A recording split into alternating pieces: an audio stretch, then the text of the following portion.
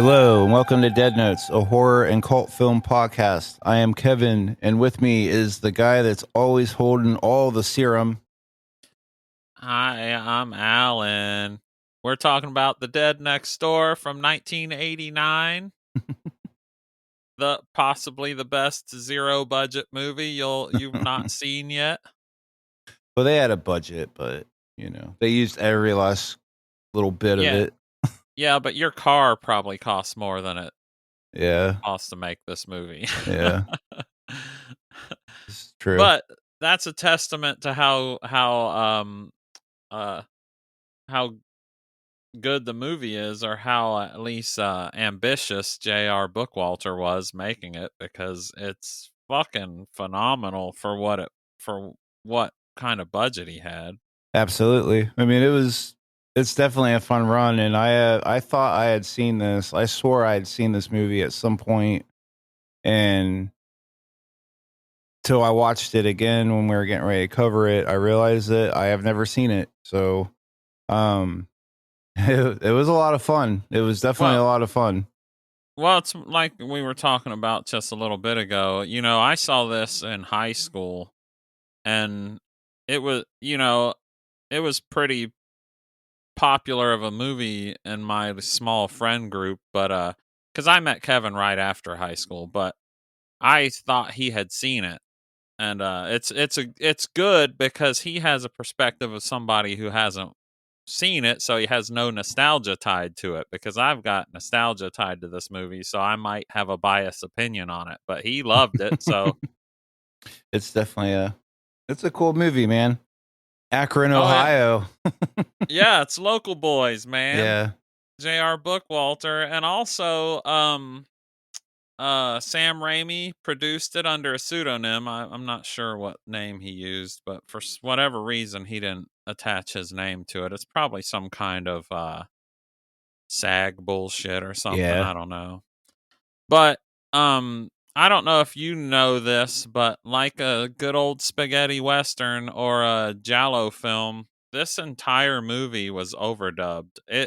None of the audio in it, not even a footstep, is original, because they shot it on Super 8 film, and while they were editing, something happened to the audio where it was unusable. So they had to recast every single character and basically Foley all the ambient sounds and footsteps Oh and shit. everything. See, I didn't know that. I mean, you could tell it's definitely overdubbed, but yeah, I didn't know Yeah. it was all like that. Every single sound you hear in this movie is not from the original audio. It's all actors redoing the lines. And I think the one of the only actors that they got from the original cast, because nobody came back to re-record their dialogue except Dr. Molson. That character is the original. That's the voice of the original guy, that big-headed Everybody's like, monster. I ain't coming back. You guys don't have any more money. It's probably more complicated than that, but Yeah. who knows? But on the bright side, you get two characters voiced by Bruce Campbell in this movie. And Yeah. when I was a kid, when I was younger, I had no fucking idea. I just saw Bruce Campbell's name in the credits and was like, I don't know what the fuck he did with this movie. But then if you watch it nowadays, having been a Bruce Campbell fan for fucking 30 plus years, it's blatantly obvious. Yeah. Oh yeah. as soon as Going into it, as soon as Raimi comes in, it's Bruce Campbell. Yeah, it's fucking Bruce Campbell's voice, and he does Captain Carpenter later in the movie too. So he's voicing two characters. So regardless of if you're on the fence about watching this movie, if you're a Bruce Campbell fan, watch it just for that, because there's some Bruce Campbell lines in here. Yeah, it's it's it's Bruce ridiculous. Campbell puppeting a human, Yeah, it's basically. ridiculous. But they Uh, you know, um the character Savini, mhm. that he's kind of the doctor that Molson shits on through the Yeah. movie, kind of roasts him through the movie. that character, according to J.R. Bookwalter, was supposed to be played by Tom Savini. Oh, really? He was cast and was supposed to play it, but ended up getting the gig to do Texas Chainsaw Massacre 2. Oh, okay. So he couldn't do this. So he had to go to Dollar General. Yeah. And keep in mind, this fucking movie is made in 1989 or released in 1989. J.R. Bookwalter was 20 fucking years old when this movie came out. So he was in his teens when he made this. Yeah. Because it took 5 years. It took 4 years to make the movie and then 1 year to get a release for it. Yeah. This fucking guy, what were you doing when you were a teenager? Finding more creative hiding places to masturbate? I mean, I don't remember half the shit, so he was way ahead of his game. Fuck yeah, man. I'm definitely I jealous. think when I was 20, I was on acid at insomnia or something. I don't know.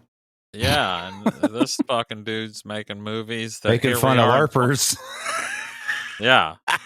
Yeah, making fun of LARPers. Jumping Live out of action role players. Jumping out of the bushes and scaring them.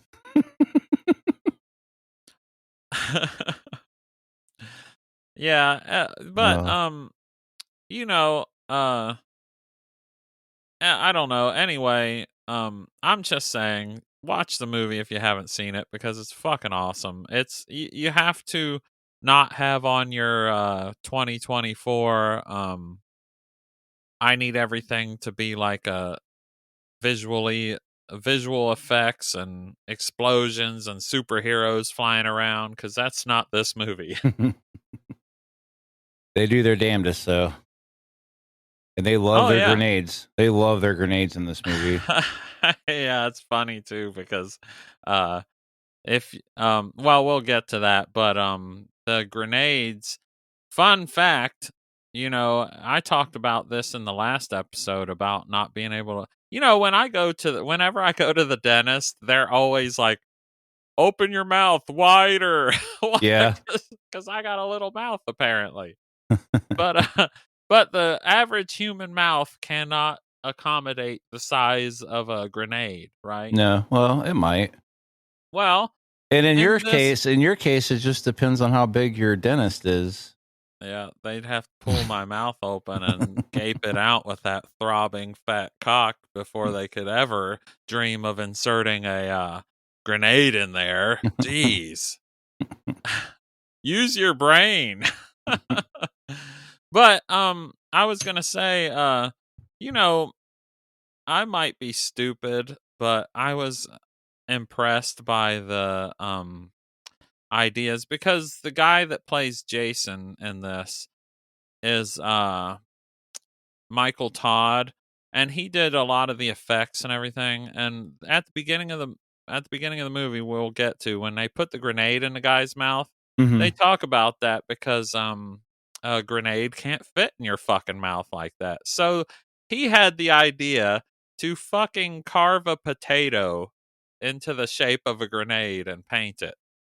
Hell yeah. That is fucking genius. I don't care. That might sound fucking stupid, but that's the kind of thinking that makes movies like this where I know. Where you have nothing to work with. You have to use your mind and come up with ideas to make something great. Yeah, we did that. I did some effects work back in my 30s for a buddy of mine on a lot of stuff he was working on and stuff. And there was a lot of cases where we ran into those situations and it was like, well, what do we do to fucking pull this off? So you got to really start thinking. And if you really think about it, I mean, whatever effect you're pulling off, unless it's like something super close up, you can get away with doing something like that. It's not a big deal. Sometimes people were like, no, we got to have it like fully detailed. And it doesn't matter in the end because the shot's like what, a couple seconds, and you're not even going to see it, So and I love like doing that innovative stuff. Like, oh, okay, we do this, and then problem solved. Oh yeah, didn't waste any time, or clearly, they didn't have any money to waste, so potato it is. Oh yeah, Go to definitely. Kroger. And they apparently had the Tom Savini Grand Illusions book while they were making this. Well, yeah, They mentioned that a few times. Obviously, that's like the fucking reference manual for all special effects artists back in the day. it was their grail. Like they had it in like a special box. Yeah, They they would I put have it. the book They'd too, bring it but out when they were like questioning what to do in this scene. They're like, "Let's consult the book." They're I like, I have that book also, and it just sits on my shelf because I'm a fucking procrastinator. That when I was a kid, I was like, I'm gonna be an effects artist like Tom Savini. Here I am. It's 2025. I've never fucking done anything with it. "That's all right." Oh yeah, someday. Maybe not. I don't know. Yeah. Whatever. Anyway, let's get into this fucking movie here because I mentioned to you before we started this about the opening scene because compared to the rest of the movie, and it is a zero budget movie, the opening scene looks worse than the rest of it. So it's kind of a bad hook to pull you in, you know? Yeah, it's super dark. Like it's kind of like was it Halloween 2? Rob Zombie's Halloween 2, or is that it was like Yeah. everything was like super dark, Yeah, but it's really they had an excuse though. Yeah, it's really dark and it's just I mean, there is kind of a little nod I don't know if it was intended to be a nod, but there's kind of like the first person view like in Evil Dead when Mhm. they're following the thing through the woods. They kind of do that at the They beginning. run up on the basement. Yeah. And you're thinking that it's going to be zombies, but it's like a lynch party, right? Mhm. And the first person that enters the basement door, if you well, I mean, if you watch the credits all the way through, it kind of gives this away, but the first person that enters the door is Jason, Oh, okay. Yeah. who we'll meet later. But in the closing credits, it shows that he plays both those characters. But yeah, that's Jason. He's Doing it's the not work. Yep, it's not obvious, but that's Dr. Bo and Anna. Dr. Bo like runs up to the fuse box and pops all the fuses, and Yeah. he's like, "That's all we can do." It goes and hides. Yep. He's like, I hope you're flexible because you I'll turn got the lights off so you don't have to see it happen, and that's all I can yeah, do. yeah, yeah. Like turning up the stereo in your car so nobody hears you fart. Listen to that. A funny thing about that I'll too turn the is, lights out so you could sit here and get raped while I take off running. yeah, you're gonna get fucking triple teamed by these fucking guys. Yeah, I was thinking about that too. Is that The Simpsons? Homer farts and turns up the stereo like Yeah. that's gonna drown it out. And I was thinking about that because I grew up so goddamn poor, and so did you.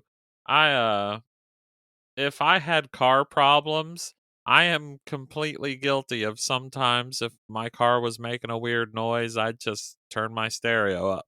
Yeah. Kind of like all on The Simpsons too, where like his check engine light came on and he just put the Yeah. tape back over it.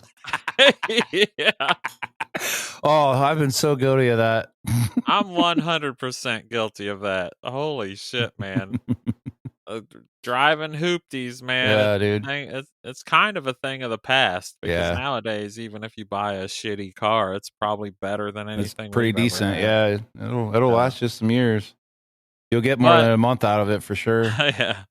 But we cut to the title card, which is actually pretty cool. I like Yeah. the font they used. It's kind of reminiscent of Return of the Living Dead.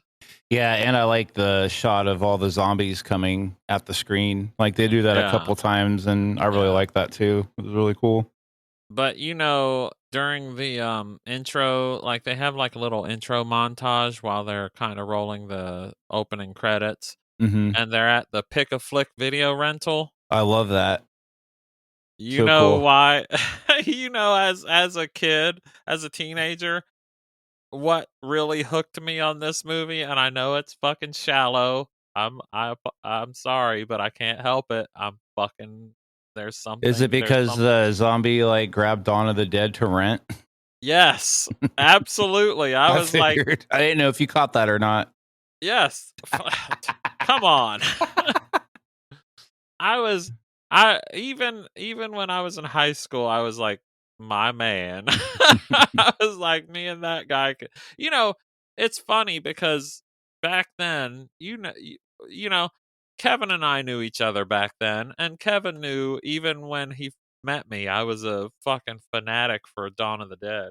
Yeah. And and believe it or not, back when him and I met, zombie movies were underground. It was like not underground, but it wasn't like They weren't popular. popular Like at all. yeah, Yeah. they were not popular at all. Dawn of the Dead was like I mean, you could talk to 1,000 people and one of them might know of this movie.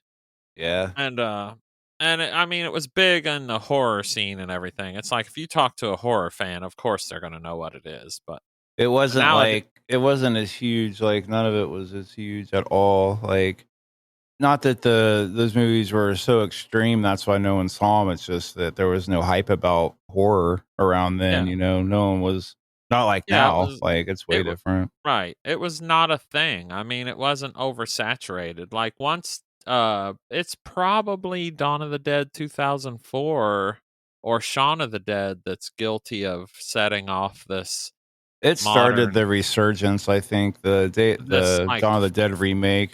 yeah, like this fanaticism over zombie films and Well, stuff then and The when, Walking Dead. Walking Dead, definitely, that was the Yeah. firecracker, that set it But off completely. but I agree with people. I was so fucking sick of hearing about zombies s- all the while Dawn of the Dead 78 is still my favorite movie. But I was so sick of hearing about all this zombie shit that it took me forever to watch Train to Busan because I was like, it's another fucking zombie movie. Yeah. No, that movie's a fucking masterpiece. So that I was mistaken. And I hope that this dies down eventually because nowadays zombie movies are like looked at like, oh, one of those, we're just Yeah. gonna make, they put it in everything now. It's sickening. But end of my little rant. Sorry. I'm Yeah. sure someday I'll be on here for an hour talking about this, Yeah. Yeah. but I'll Soon. stop. I'll stop that for now. But did you notice? Okay, I wrote down all the movies that the zombie rented. Oh, did you? I didn't. It's Dawn of the Dead. His little pile that he brought up to the counter. I was like, this zombie man, that's Great my dude. Outdoors. That's my bro because he rented Dawn of the Dead, the original Texas Chainsaw Massacre, The Evil Dead, and Creepshow. That's a good stack. That sounds like a good evening to me. Yeah. We'll It's a marathon nice that stack of shit. slabs. Fuck yeah, we'll watch we'll get together and watch those and Fire I sale. might Fire sale. I might have to compile those movies and make that like a night every October to watch those 4 movies Yeah. just as a tribute to the dead next door.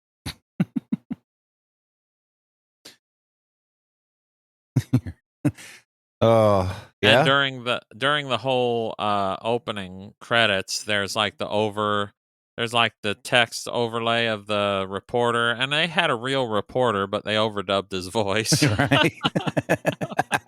The mayor has issued a state of emergency, but wants to assure us that the situation is under control. Yeah. But he says, Yeah. but they say the Jeffersons and Sanford and Son will be canceled. Oh, yeah. I was like, really? It's so popular. This broadcast will be extended. To repeat, the Jeffersons and Sanford and Son will not be shown at their regularly scheduled time this evening. That's so fucking funny because that dates this movie. Mm-hmm. there are kids that'll watch this and go, "What the fuck is Jefferson's and Sanford and Son? Yeah, I What the know. hell?" You know. But Fucking great. that's probably where most of their budget went to, because they actually they actually paid to shut down a block in Akron, Ohio, to film a lot of this. Oh yeah, Yeah. I could Uh, believe. Yeah, I could see where most of that went to. Because even when you said how much it was, like oh yeah. spread out like that, yeah, Yeah, I bet a big chunk of it went to shooting this opening scene. yeah.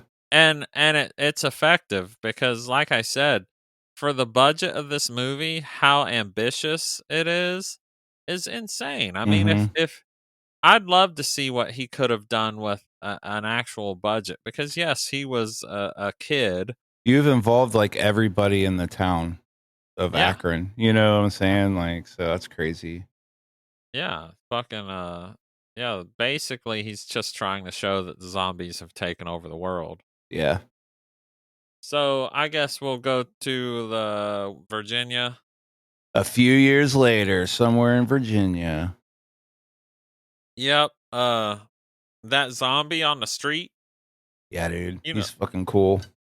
Yeah, I mean, That animatronic. it looks great, and like I said, especially for the budget and the Mm-hmm. time. Yeah. This was probably 1985, not even 1989 that they Oh, shot dude, this. somebody busted their knuckles making all this shit for this Yeah, movie. I mean, you can even, everybody. Some people might watch it and be like, "Oh, it looks so fucking bad." But I mean, if you really look at what they fucking tried to do here, is pretty amazing. For what yeah, they it does. had. Because you Yeah, it couldn't does. get their hands on any of these materials. I mean, this isn't like what it is now. We keep Right, saying that, like, oh, it's not like now, but you had to like order a bunch of shit and kind of right, know what avenues to go down in order to get half this stuff and have the smarts to do it. Like, I don't know. right. If you watch this movie, just set that aside. Keep that in mind that this was a budget Yeah. issue, because the story, the movie is fucking great. I mean, there's campy acting, and he shot this on Amazing. he shot this on Super 8. Yeah. That's fucking crazy. That's what children shoot home movies on. Yeah. It's wild, These are man. not these are not these are like consumer products. These are cameras that we could have bought back then. Yeah. Try buying a camera for a modern movie. Yeah. You'll have to sell every goddamn thing you own. Yep. Absolutely. But another thing I thought was clever is the whole zombie squad thing. That's fucking Yeah. awesome. When the car pulls up, they're driving a fucking station wagon. Yeah. Squad 205, baby. Zombie Squad 205. 205 is a reference to J.R. Bookwalter's college dorm room. Oh, okay. 205. Just a little trivia there. But then we get introduced to the team. Richards, Raimi, Culler, Mercer, and Klein. Raimi's played by Kmart John Berthnall. And Yeah. He's we couldn't afford Bruce Campbell. Kohler's played by Meatloaf.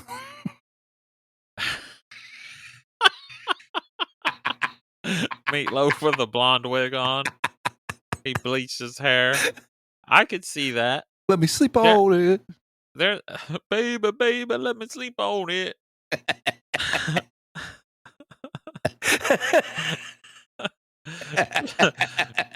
Raimi's talking like Bruce Campbell, and every time Caller kills somebody, she goes, glowing like the metal on the edge of a knife. Glowing like the metal on the edge of a knife.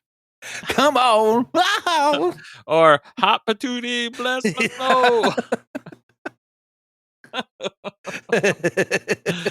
Oh, we gotta do Will you man, love me forever? we got a musical lined up, and it's not Rocky Horror, but I am gonna have to add that because I fucking Yeah. love Rocky. And Yeah, we gotta put that on there too. yeah, Meatloaf. It might have to wait a little bit because we got a musical or two lined up already. Yeah. But Captain Klein is played by Danny Hicks, who played Jake in Evil Dead 2. Well, he's not played by him. He's overdubbed by him. So Right. that's the voice of Danny Hicks. Because everything's Stay been with overdubbed. us. Stay with Everything's been overdubbed. But this is when you first hear Bruce Campbell too, because Raimi gets out of the car. Yeah. So Yep. so pay attention to Raimi, because that there is Bruce Campbell. Let's not waste our time with them. Let's just get inside. Mercer, check out the back of the house. Yeah, keep in mind when you watch this scene, because Raimi is Bruce Campbell. Just saying, you'll notice right away. Yeah. Not like my simple little summer child brain when I saw this. So yeah, they get your summer brain. And So they go into this house. Summer child. Yeah. Sweet summer child brain. My sweet summer child brain. And Richards is physically, that is Scott Spiegel. Right. Who's playing Richard. So there is a he's like the important guy of the cast, but he we'll talk about that in a minute. Yeah. He may not last long. Yeah, he heads upstairs and finds this zombie eating a dead kid, and which is also cool because it's yet another animatronic, but they got somebody's actual hands like doing the work and stuff, and it's fucking awesome. It's awesome. I believe those are Michael Todd's hands. The guy that plays Jason. Yeah. Yeah, I believe so those cool. are his hands. But yeah, it's funny. It's great too, man. It might look goofy, but it's still cool. It looks cool. He goes, "Have a nice day." Have a nice day. Yeah, he's giving Arnold Schwarzenegger lines. Yeah. Have a nice day. Yeah, stick around. So then Richards, he's already getting ready to lose his shit. Then a zombie comes out of the closet. He's like, hello. Hello, guys. I'm a zombie. Is this Akron? Yeah. You triggered me. You said zombie comes out of the closet. That's a good. That might be a good movie to make. Hey guys. Did someone say have a nice day? Did somebody say to have a nice day? Oh my god. We're gonna get 2 people are gonna message us. They'll be like, you guys want to get pegged? Oh my god. So Raimi comes in to save Richards, who's getting attacked, and saves him with a fucking grenade in his mouth. He's like, groovy. He's like, I got the solution to this, which goes back to me saying how much fun they have with grenades in this movie. Yeah. So he shoves this fucking grenade in his mouth. He's like, come on, let's throw him out the window. And then, throws him out the window and he blows up. He fucking goes balls deep in his mouth, that tater. He's like, eat this black tater. Eat these goddamn things. And this is just, every time somebody gets fucked up in this movie, it's because they're just oblivious to their surroundings. Absolutely. Like Richards reaching for his gun. Richards, what's taking so long? Like, why? Like he does this all the time. Yeah. And he's feeling around. Yeah. Just feeling around, and there's a live zombie head down there. It fucking bites his fingers off. He starts fingering it. He's like, oh, what's this? Oh. Yeah, he's like.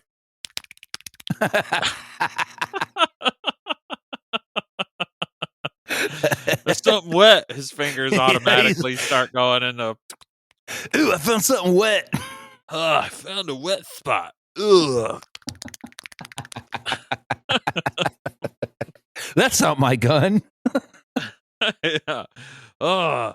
And It's fucking awesome when the zombie bites his fingers off, because when they cut back to it, it's like it's trying to digest the finger, and you see it like coming out of the throat. Yeah. Like what attention to detail. All right. And then we cut over to the fucking trunk of this fucking corpse that just got decapitated, and it's still spurting blood. It's fucking sweet. Yeah, squirting that fucking K-Rose syrup up in the air. That squirt. Fucking busting. Busting blood. Busted. And there's a couple shots in this movie where you get the binocular shot, which I'm glad they don't do shit like this anymore, but it was cool. There's like he throws a grenade. He throws a grenade to kill a zombie. Talk about casual. Again. Right. Talk about some casual zombie killing. He's like, I'm not going to shoot it. Here, fucking throws a potato at it. Yeah, they're like, where's Mercer? He's like, he's probably out in the field again throwing grenades at zombies. Yeah, he's probably outside playing, what's that game? Cornhole. He's playing cornhole with the zombies. Oh, man, I wonder potato.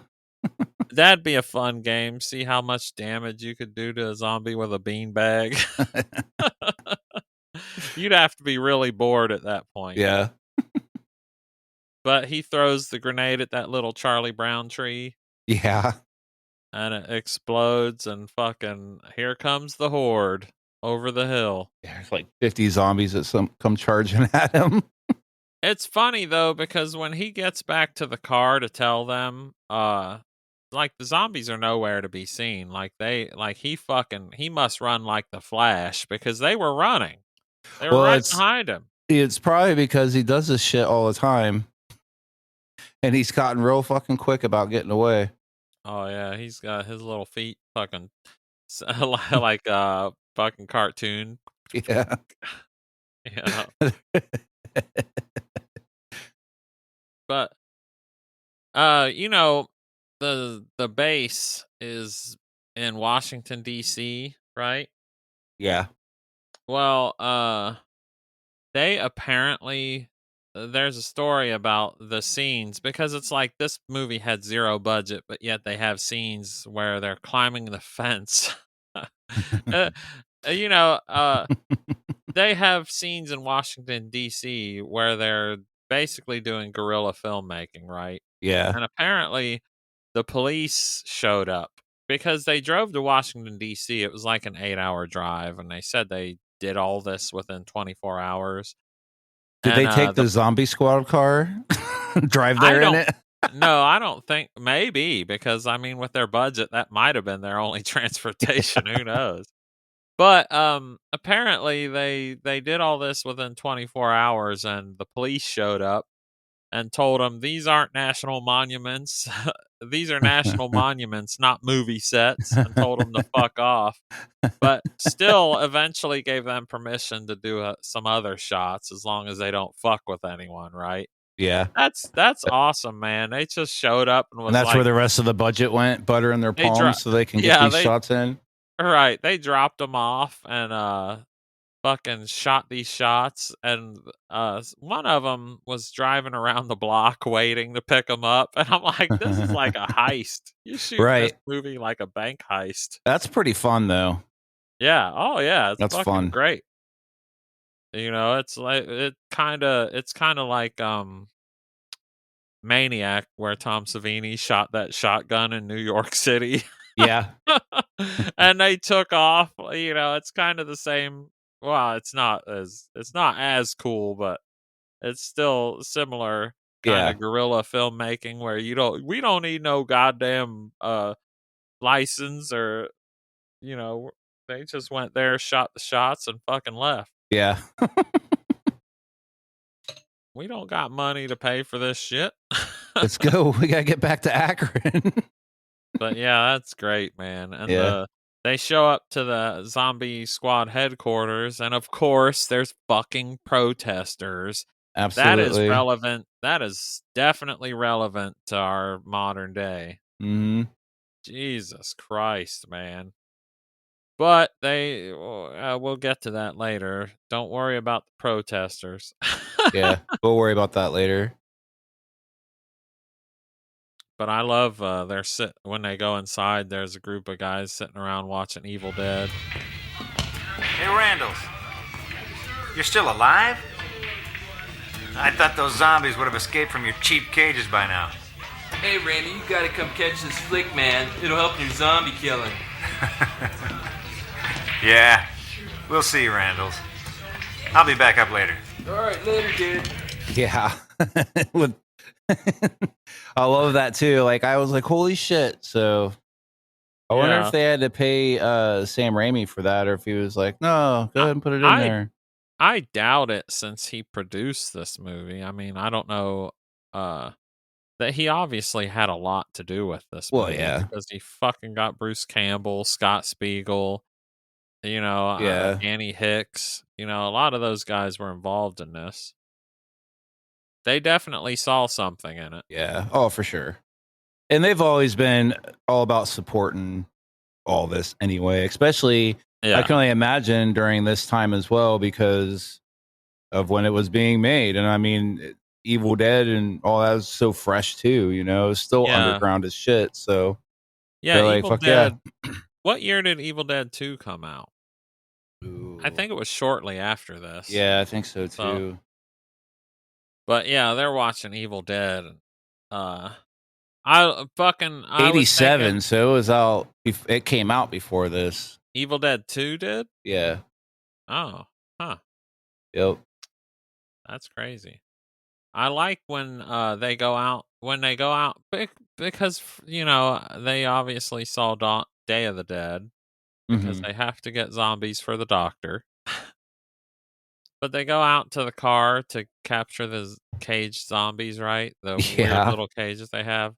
But I love when they roll down the window and they immediately start swatting at them like little girls. Oh, you talking about the Jersey Shore dude? Yeah, the Jersey boy. He's called like the Fade or the Dice. The Stallone. He's like, hey, yo, hey, I got this. And he goes and starts girl slapping him. Yeah. Yeah, he's like, yo, roll down the window. I got this. Whoa, whoa, whoa. Whoa. In 1989, though, I'm hating on this guy, but he probably got all the girls.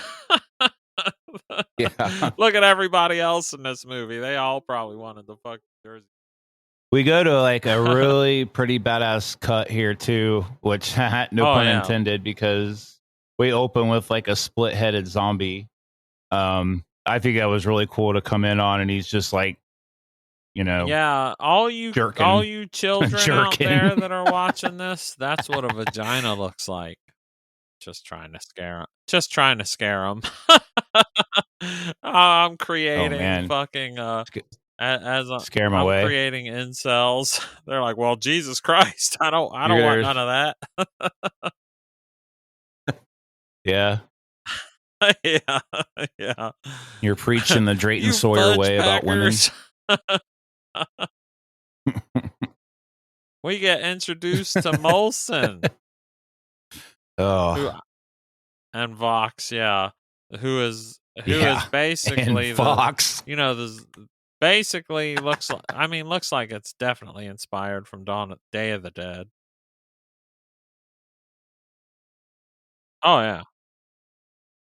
I think that zombie looks sweet too, and I do like that he was like, "Oh, I just stuck a fucking shoved a speaker in his fucking throat." You know what I'm saying? With like some shit, and he's like talking. I think that's pretty cool. But I want to talk about Molson's hat here, because tell me that he's not descendant of early squid.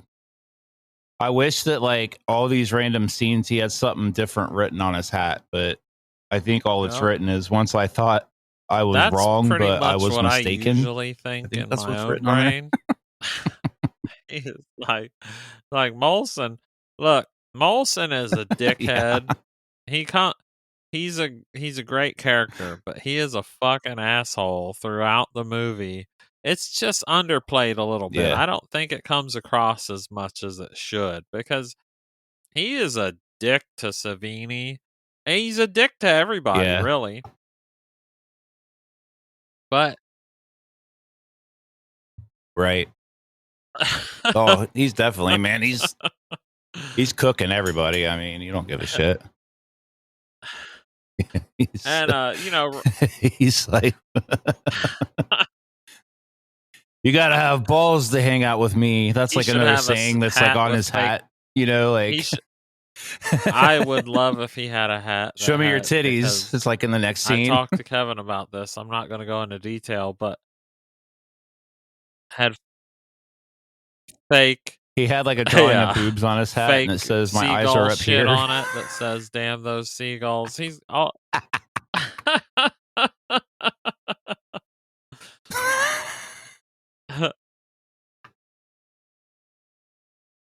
And It's fucking so Randall's, stupid. who was the guy that was watching the Evil Dead with the group of other guys. He is also a producer or something. He had a lot to do with Yeah. this movie. I'm not exactly sure what his credits are, but Randall's is an important guy for this movie. I don't know, whatever. But him and Dr. Franklin come in with the zombies Mhm. that they got out of the car that for some reason they never mentioned. Yeah, we lost a guy trying to do because we forgot to mention Dice. Yeah, His death. we lost Dice. His death for a no budget movie Yeah. looked fucking Mhm. great. When they opened the back window of the station wagon. Absolutely. Yeah, and it looks They start great, slapping, man. and they go for his Fucking- throat. The Jersey boy dies.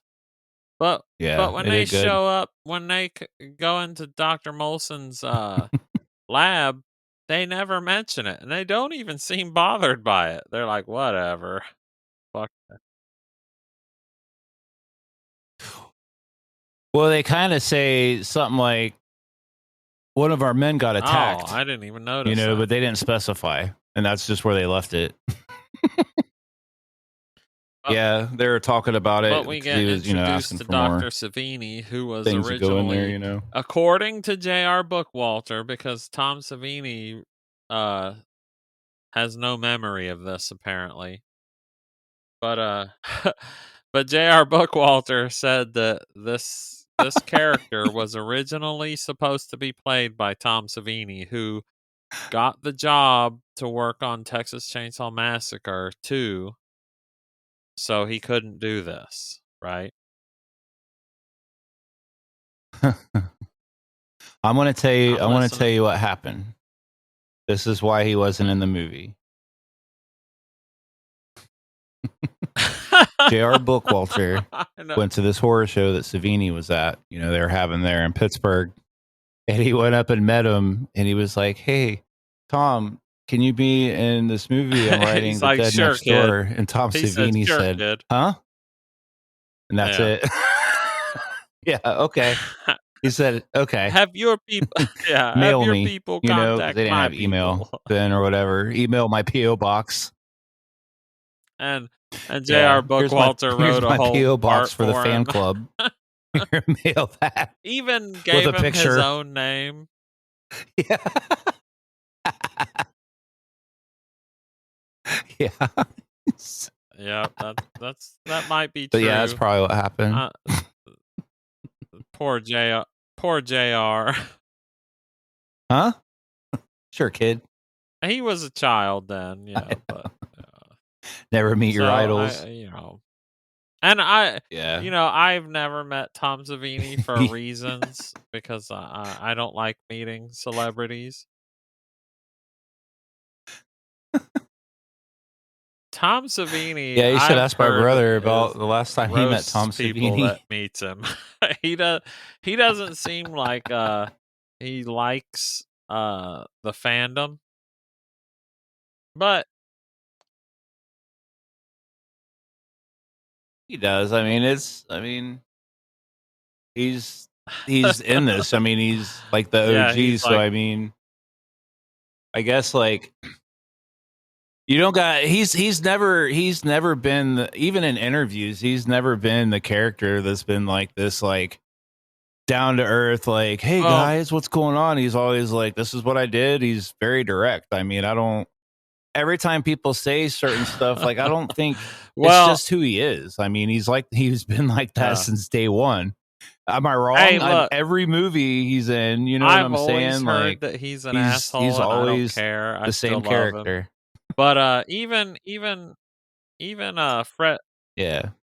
yep, Yeah. even I don't Fred think he is. Vogel, He's you know, Savini, man. There's the only one. director, actor from August Underground. He Yeah. had. If you Toe tag. Google it or if you look on YouTube, he has Yeah, a whole toe tag interview that I pictures. watched at one point. I forget, but he said that when he first met Savini, Savini was a dick to him. He was like, "Fuck you, dickhead, leave me alone." You know, apparent. He said now they're friends and everything, but yeah, he had the same. Oh yeah. I it, I mean, you know, right. at his level, you got to build some kind of fucking wall because I mean, think of how many people he runs into on the daily that are like, "Oh my god," you know, how many times Yeah. are you know? And I'm not saying be a dickhead, but I Oh mean, yeah, he's he's royalty. I OG, agree. man. I mean, fucking he's agree. callous to And this shit, talking you about know? speaking of Yeah. royalty, if you want an in for Tom Savini, and I hope, which is like a 1 in a million chance that he would ever even listen to this, but I'll give you the in because I've seen interviews with people around him where they said, if you want an in for Tom Savini, just talk about Night Riders because he doesn't want to hear your bullshit about Creep Show or Dawn of the Dead or Day of the fuck you. He doesn't care about that. He wants to talk about Night Riders. If you mention that, he'll be like, "Why, yes. How are you, sir?" Right. Yeah. Which Night Riders? That's the code. Well, I mean, that's kind of he reminds me of like, well, here I go talking about it ain't like really a lot like that now, but my tattoo apprenticeships and stuff back in the day, like what I went through, you know, everybody's hard as nails on the outside to fucking, you know, get you on the straight and narrow with that profession. And I'm pretty sure he's probably exactly like that at his school to discipline all these people to keep a straight head I'm on their sure that shoulders. being who You know what I'm he saying? is, even though I he's don't know. not like a household name, he's not like a Hollywood star, but for any horror fan that's not like casually liking horror, Tom Savini is royalty. So yeah, I'm sure he gets fucking bothered Oh everywhere he yeah. goes.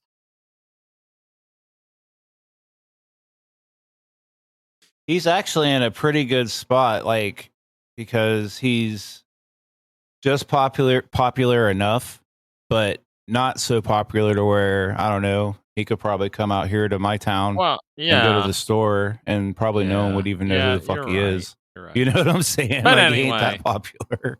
But Raimi you and know, Mercer I show don't up know. to the lab, and Molson Anyways, introduces them to Vox, who starts singing the national anthem. yeah. Well, he says, Yeah. yeah. He says, "I'm hungry." I think, And they don't. and then he starts singing it like, Whoa, bro. they're like, "Far out." That's heavy. But Molson gives What them the apple? task. He basically sets them on a quest to go to Akron, Ohio. You know, the hometown, to look for the antiviral serum, Mm-hmm. Bo's original serum. Yep. And of course we get It's the only way to make another this complete. case of a fucking zombie squad member not paying attention, just leaning on the goddamn gurney, and Vox bites him on the wrist. Mercer, you stupid ass. That's right. Dumbass fucking Mercer. It's Yep. Like, right. It's like, how fucking unaware. How have you Bumping lived into this shit. long if that's how you get bit? Right? I don't know. But, outside when they leave, before they leave, it shows the zombies attacking the protesters. I forgot to mention in the earlier scene, if you watch when the protesters, or it might be this scene, you'll see two guys go past the screen and one guy's choking the other. That's the director, J.R. Bookwalter, choking Michael Todd, the guy that plays Jason. just look out for that. It's just a I didn't funny notice little that. I'm gonna have to go cameo, back and look. And the Creepy place. they arrive at the Bow House. Just right for some zombies. Once they leave, when they leave the headquarters and the protesters are being attacked, they eventually arrive at the Bow House, and they got Molson and Franklin with them. And somebody's whacking off in the woods. Yeah. Oh my god, this fucking he's sitting there going, no. But when they open the door, Vincent runs in the house with them. I would think Vincent's lucky he didn't get shot. Yeah. Oh my god. I think didn't he say like, don't let them out. No. His buddy came out of the closet earlier in the movie. Is that what you're implying? Yep. So that was our introduction to Vincent, who is the soy boy of the film. Yeah, he's been drinking a lot of soy. Yeah, he's definitely got a soy little boy. teats. And he's also got AIDS. Yeah. Why does he have AIDS, obviously? Well, not that, but I mean, look at him. I mean, I'm not saying that he's not a bug catcher or anything, but I mean, he's clearly a bottom. He reminds me of this documentary I watched of bug catchers, which were dudes that go out. Why are you watching bug catcher documentaries? Dude, give it a whirl. It's a whole other world.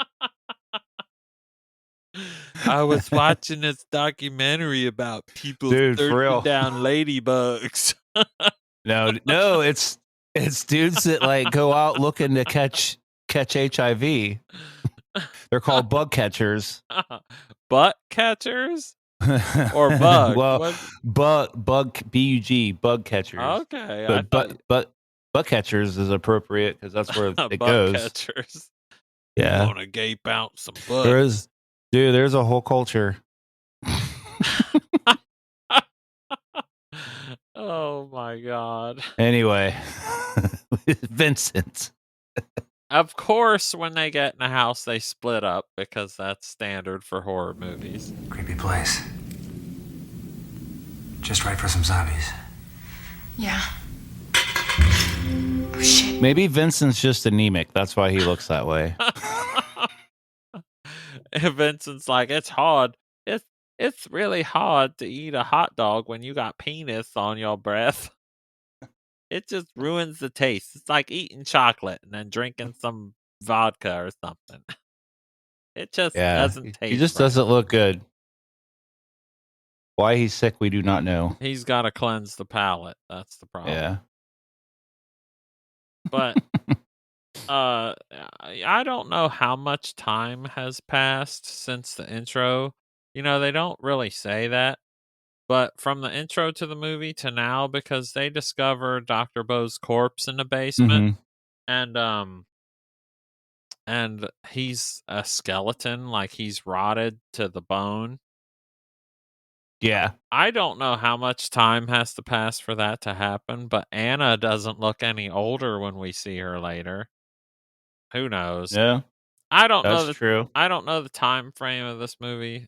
Molson says later on, or when he's talking about how long it takes for the corpses to go away, because that's why he's trying to talk about the serum.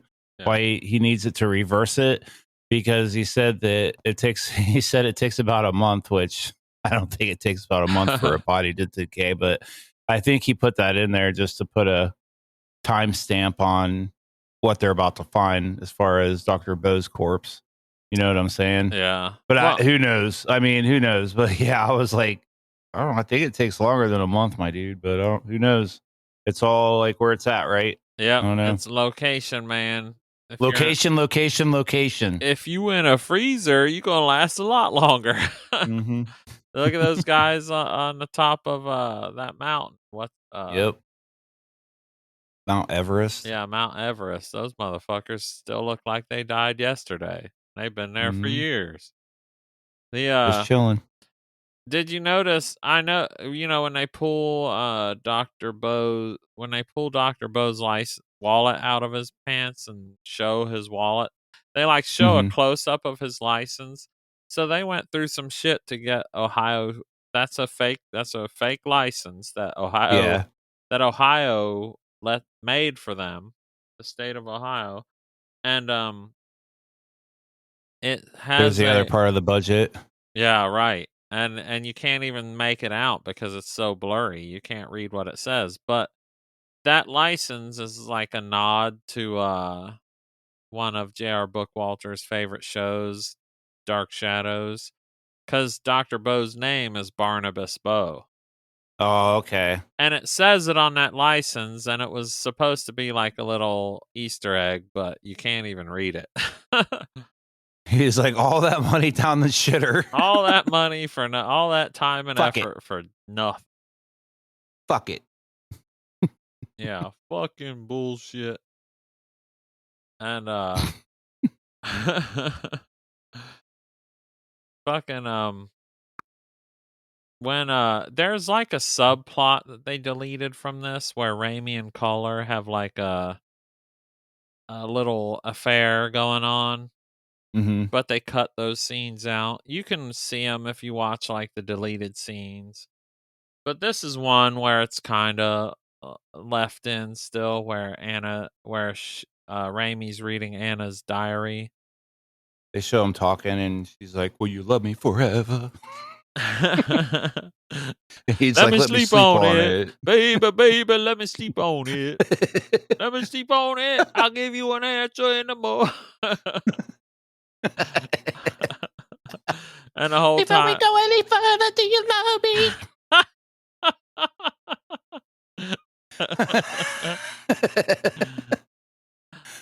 Oh my god. And Vincent is at the door like Yeah. No. Mercer catches Vincent with his ear to the door, spying on Raimi and Collar. That's why he looks so sick all the time, because he's always jerking off. He has no nutrients. All his fucking nutrients are going to reproducing cum because he's just fucking He just can't stop. His balls look like little raisins. They're just drained. Oh my god.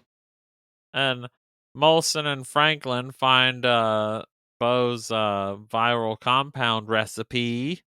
That's right. Then we go This to is it. This is what we came here for. This is what we came here for. Yeah. He has it written on his hat when he turns around. That would have been great. That would have been such a trauma move. I found it written on his hat. That would have been such a trauma move. Every scene, man, if they would have put something different on his hat, that would have really brought it around too. Yeah. We'll go to the it's the next day outside. They're have a picnic, maybe picnic. They're at the picnic table. Are they having a Yeah, picnic? they're like, I didn't. But there's a little scene right before this though, but right after they find that paperwork, there's another cut scene of him and was it Savini? Him and Savini were there reading the papers. If you look at his hat, it's like that's all Franklin. caved in. or Franklin. Yeah, his hat's all like caved in. Like he just got like they had to film this scene, but they just found him and he just got off a bender, and they're like, oh, "All right, I'll get in there right now," kind of shit. Yeah, he just that the guy that looks like Stephen King is Franklin. Franklin, that's right. Yeah, Savini is the guy that you don't really see anymore. You do. Yeah. He's in the I got it mixed. Yeah, finale. But so many damn doctors. so many fucking doctors, and only one. And no one's gonna fucking diagnose fucking Vincent with what kind of virus he has.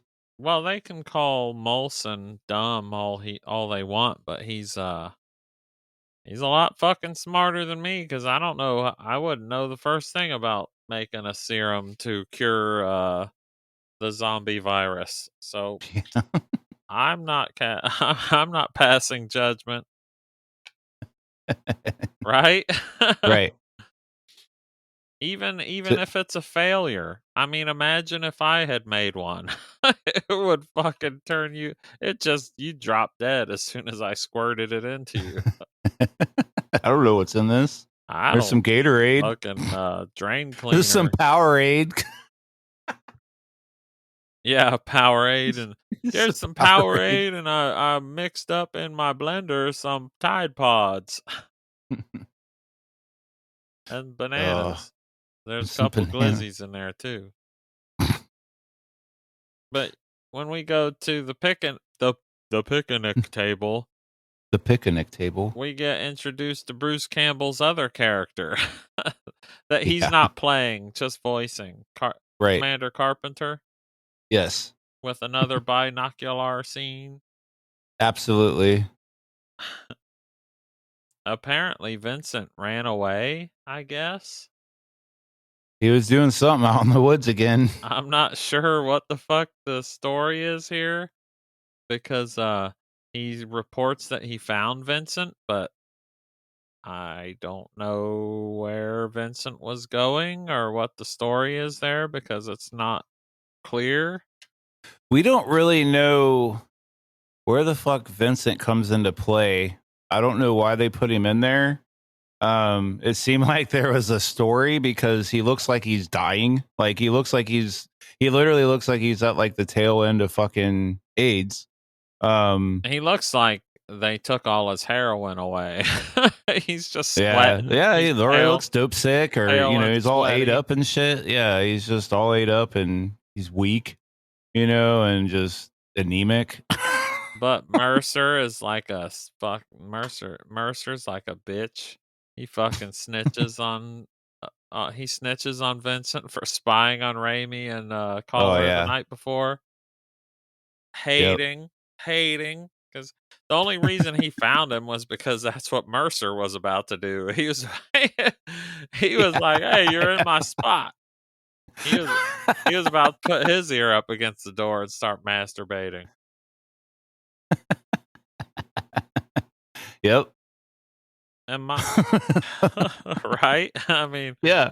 My man. Yeah, he totally fucking calls him out. He's like, "Well, Vincent was had his ear on your door."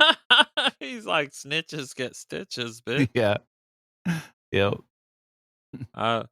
Molson comes out. Molson comes out and tells everybody about the compound that they supposedly figured it out. Mm-hmm. And Vincent uses the machete from Dawn of the Dead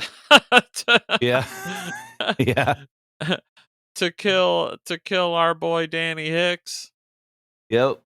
Put him down. Danny Hicks's voice. Yep. I'm sorry. Put him right down, Mr. Klein. I'm fucking ruining his legacy. Yep. He's like, "Man, I was in that movie. What the hell?" Who played him? Floyd Ewing played Klein, but his voice was replaced, so now he's Danny Hicks. Sorry, buddy. You are Danny Hicks now. You are. You are now. Well, you were Danny Hicks because. Oh yeah. You did. Yeah, he does this because Vincent doesn't want them to kill the zombies. Yeah, right. So, Meatloaf shoots Vincent. I love when Klein gets the machete in the shoulder, he just kind of looks at it and goes, "Ah!" Yeah. Yeah. Owie! Ah! Top of the line acting. Yep.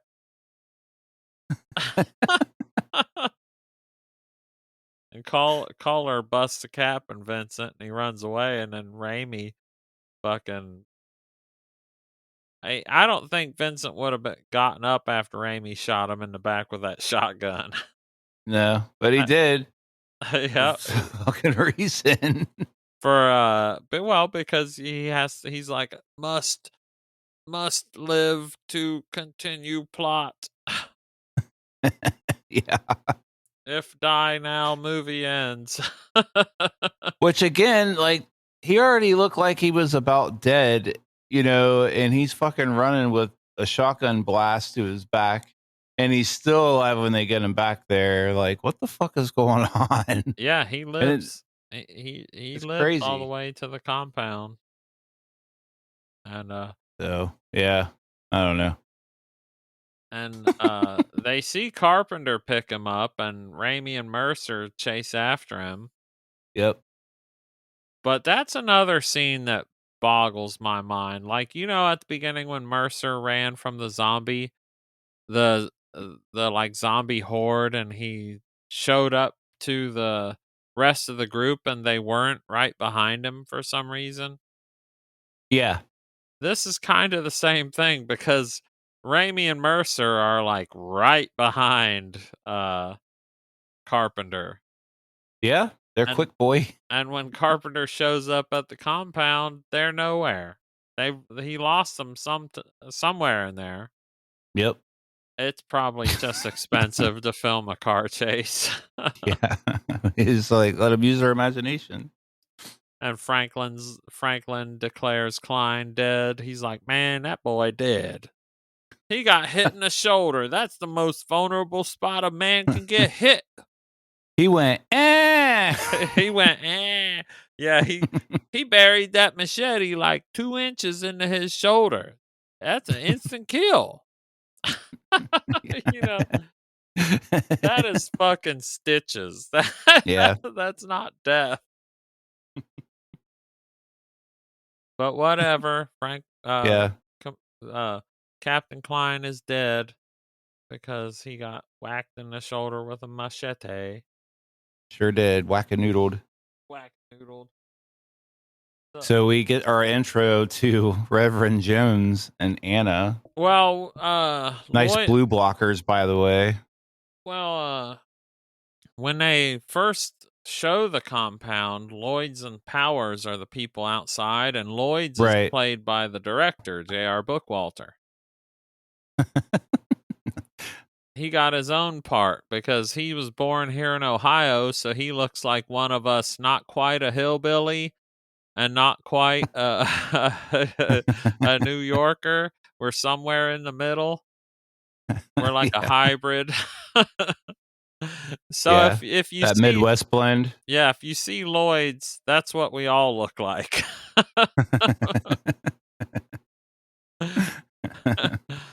So that's like our first little introduction to the compound.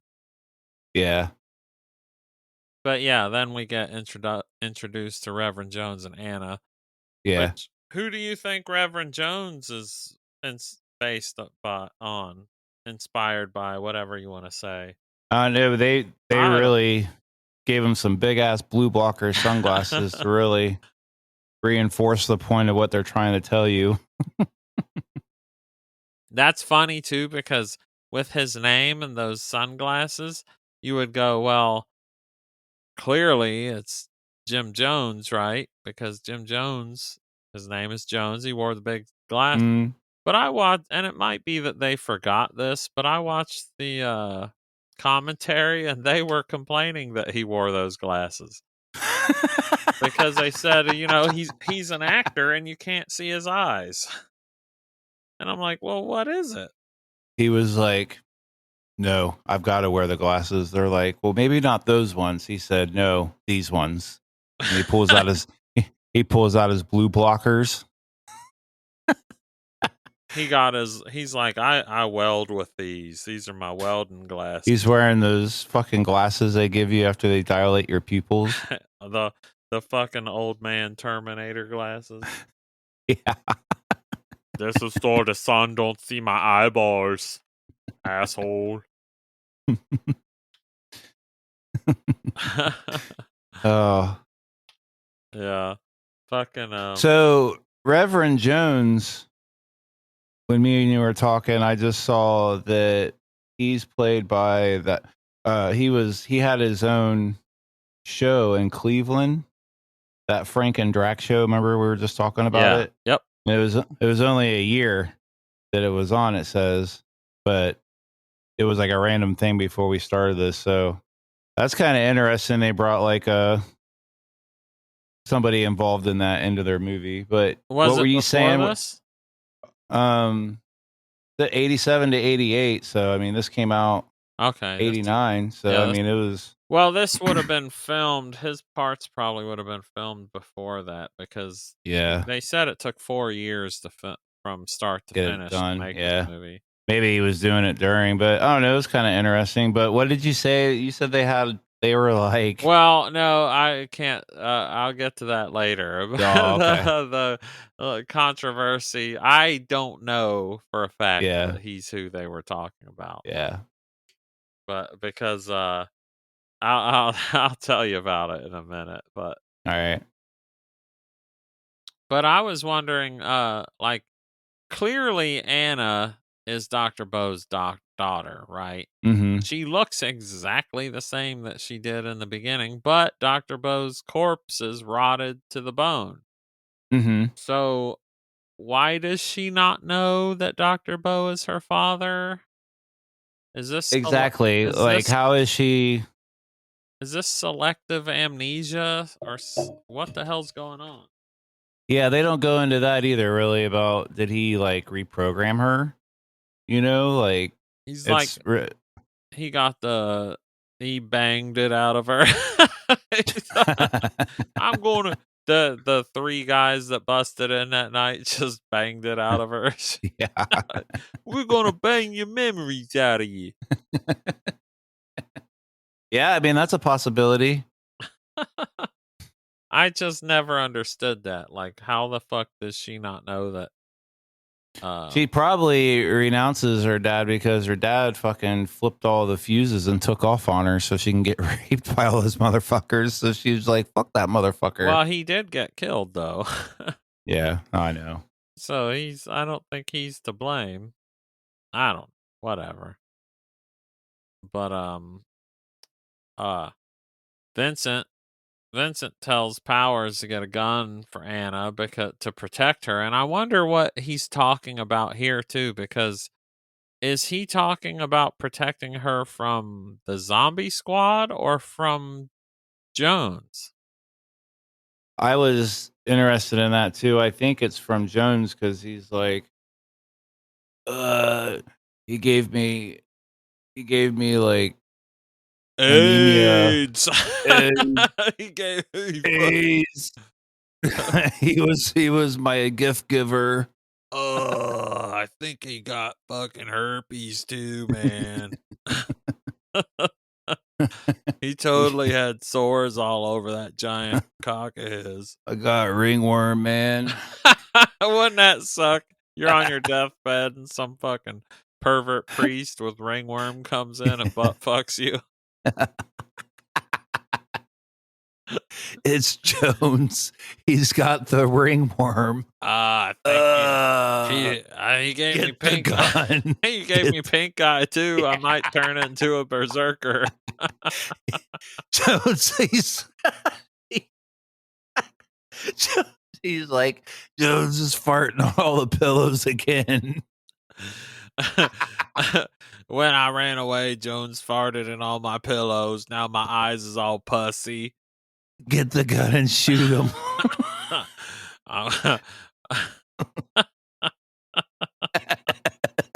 He just turns into a fucking berserker for no reason.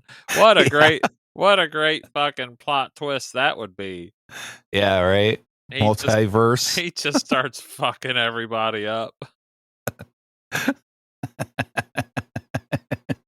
But the effects are done like the original Wolfman, where he changes into the berserker.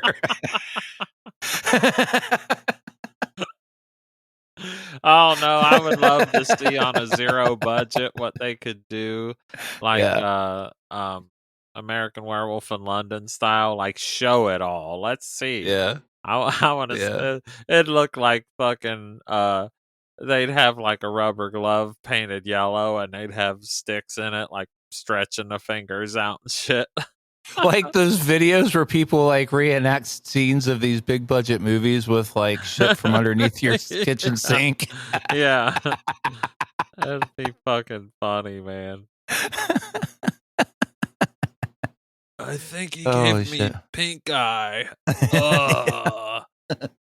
Is that you? He can't tell if it's her. He can't. He sees like a blurry vision of Powers because both his eyes are swollen and pussy. So fucked up. Yeah. I think that's you, Powers. Oh, yeah. It'd be funny if it was just fucking Jones wearing a wig because he knows his sight is fucked up and he tells him all the secrets. Yeah, he's like, this is what you gotta do. Oh. This whole time this is going on, Raimi and Mercer are driving around looking for Vincent because somehow they lost him. Carpenter is such a good driver that he lost him. Right. And they find those boys like wrangling some zombies, I guess you would say, that look like out in the middle of the field. That look like they have like from the 1920s fencing masks on. Yeah. Yeah. You wanna have a sword fight? Mister? What do they say when they pull up and they get out or whatever? They're like, it's the zombie squad. They say soldiers, run. Yeah, it's the soldiers. Soldiers. Run.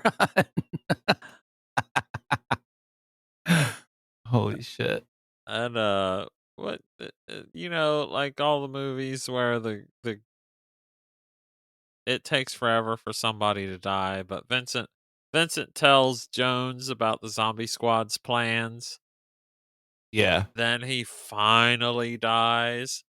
He tells him, stop farting on everybody's pillows. I know you've been farting in my pillows. He's like, in my pillows. He's like, no, Powers has been queefing in them.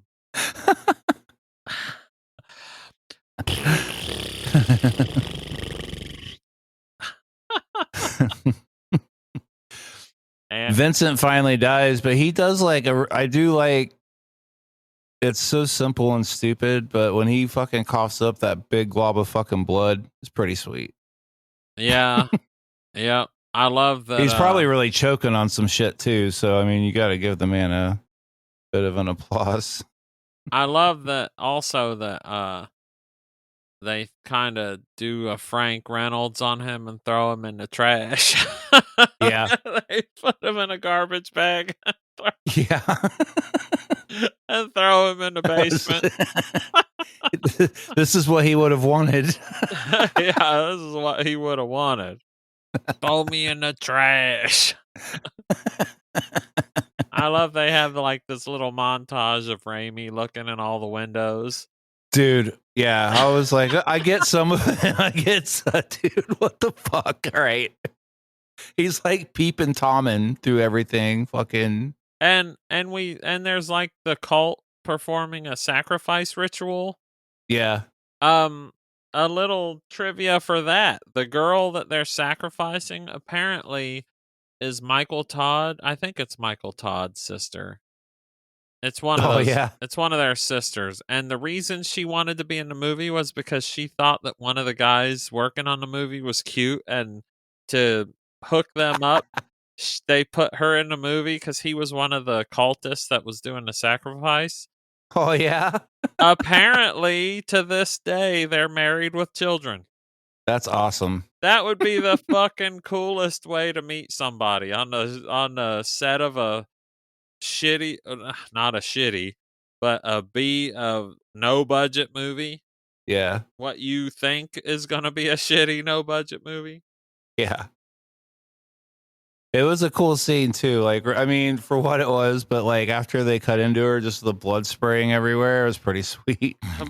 That whole fucking montage is funny because it's like an exposition montage. You know, it's just Raimi going around and What's in here? what's in here? And then he climbs up and looks inside the office, and doesn't it look like him and Jason smile at each other? Yeah, he's like, "What's up, man?" He's like, "What's up, man?" Like, what? And then nothing. And then, nothing is from that. Did they know each other prior? And he's like, "Oh, this is where you went, man. What's up?" Yeah, right.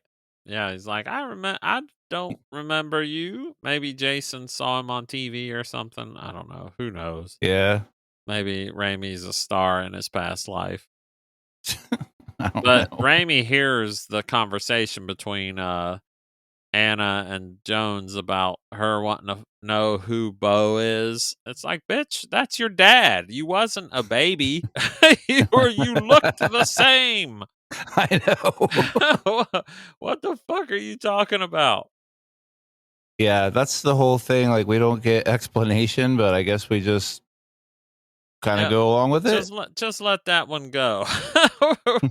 I mean, Let that one sail.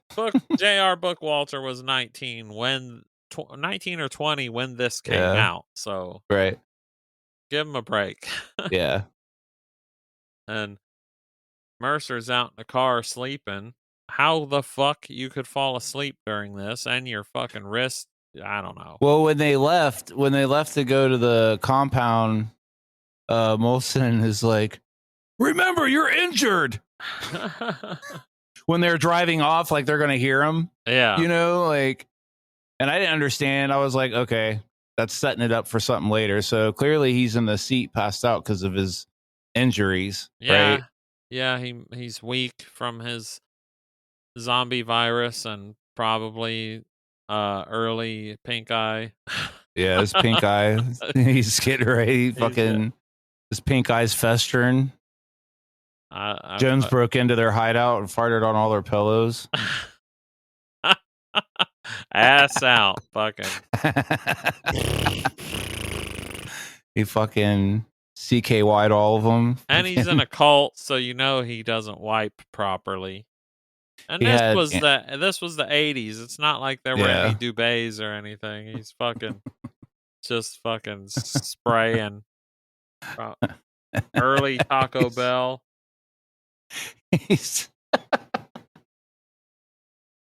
Oh shit. Plaster in the walls. I love when Raimi comes out and they drive away, the zombie with the hand in the car. That's cool and everything. Yeah, when they're especially for no budget, that's some crazy shit. But the one that's really fucked up is the guy that's on the hood. The guy that's on the hood of the car. Yeah, what's with the fucking his sounds? He's and he's like well, apparently that scene, they had a squib, this is and they had to time it to where the squib went off right when because they had like one mattress on the road that he was supposed to jump on. Oh yeah. And of course. Apparently the timing was off and he just landed. They were going about 20 miles an hour, but he just landed on the fucking road. Of course he missed the mattress. Right. This is how these movies are made. Right. Yeah, and they're like, we gotta get the fuck out of here too. Cops are on their way. Someone just called in on us, so we can't retake this. So let's fucking go. Oh, and of course, Jones catches Powers stealing his gun. Yep. And it doesn't have any ammunition in it. Oh yeah. So guess who Absolutely not. dies? Powers gets capped. Yep, that's right. Down for the count. Dumbass. No one's gonna find out Jones's secret. Yep. Are you stupid? Why you so stupid? Oh, he's Stupid. stupid. Why you stupid? Stupid lady. Back at the Bow House, Molson and Franklin finish that goddamn serum finally. But Yep. they need a zombie to test it on. Yeah, he doesn't even give him like 5 fucking minutes. He's like, "Yeah, you're just gonna have to go out there and get me one, I guess, or go steal one of Jones's zombies." Yeah, apparently there aren't any around. I guess. Yeah, like they took them all Yeah. or whatever. So they leave, and it's like as soon as he hears the car door shut, he's like, yeah. "All right, let's go ahead and check Mercer." And he's like, "Are we going to wait?" He's like, "We don't got time." What are you doing? It could take them hours to get a zombie. I'm going to give Mercer the serum now. Dr. Molson, but... Doctor, what if we made a mistake with the serum? What would happen to Mercer? Nothing will happen to Mercer, Dr. Franklin. I will stake my hat and my life on it. And he fucking pulls that needle back and fucking slams it into him. Oh, dude. He's like, "We ain't fucking around." If I went to the doctor and they did that, man, like, don't inject me in the leg like that. You might miss and hit my little pee-pee. I had to get an IV last week, and I haven't had an IV in a very, very, very long time. So the lady puts it in my arm, and I guess nurse, it's not some random lady, but she goes, "Man, your skin's really tough. You almost bent the needle." So, it was a procedure, so I couldn't have anything in my system. So I immediately started getting like lightheaded and started feeling sick. I was like, "Look, I'm about to throw up," and I could feel like the sweat's coming on. So she gives me this bag, and I'm just like, like just retching, dude. And all I can think about is this fucking IV needle being bent. Like, oh my God. I wish you had the wherewithal to be like, "Those damn enchiladas." Yeah, this goddamn enchiladas. Dude, I was fucking puking so wretched. But anyway, yeah, it was pretty funny in the end though, But it's funny when they go to get the zombie, of course they get Jason. yeah. Oh, absolutely. That's the number one you want. Yeah, they smiled at each other. He's like, "I'm gonna go get the one that smiled at me." Oh yeah. There might be something there. Yeah. Maybe. Jewel Dream Weaver. Yeah, make a cut of this movie and insert that song. Oh my God. And overdub again. Raimi with Garth. Make me feel kind of funny. Feel kind of funny.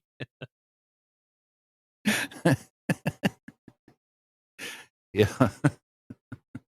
And so exposition ride. Yeah.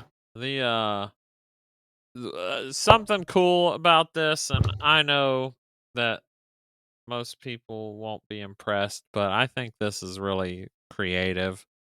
Because in this scene, it's nighttime, and I think it works great, but the car is not moving at all. The way they did this was there's a guy with his foot on the front bumper, kind of bouncing the car a little bit, and Yeah. where they're lighting it, they're just like waving things in front of the lights Mm-hmm. to make it look like the car is moving. It's really, Yeah, it's really creative, man. I thought That's pretty sweet. Yeah, I thought it was great. I mean, it's not like they had the money to tow it and do one of those shots. Yeah. No, that's cool, man. It's another example of pulling something out of your ass, and it fucking works great. And I might be stupid, but I've seen this movie dozens of times over the years, and I never would have thought that they weren't really driving. I might be a fucking jackass. but, but it looks real to me. So you passed.